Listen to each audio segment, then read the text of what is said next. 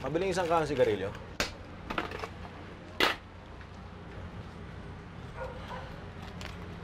Ano to? Pera. 1,000. Alam ko, ang ibig kong sabihin, wala ka bang barya? Wala eh. Ano ba, bibili ka ba o nagpapabarya ka lang? Ito naman. Bibili ako.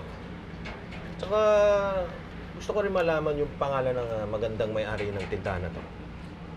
Ako nga pala si Jersey. Sige, ito. Akin na to. Sige, doon ka sa ibang tindahan mong buset. Sige na. Suplada naman to. Anong sabi mo? Wala. Sabi ko, ang ganda-ganda mo pag nagtataray ka. Sige, doon na lang ako bibili sa kabila. Sa ano oras ka nagsasara? Anong pakialam mo? Sige.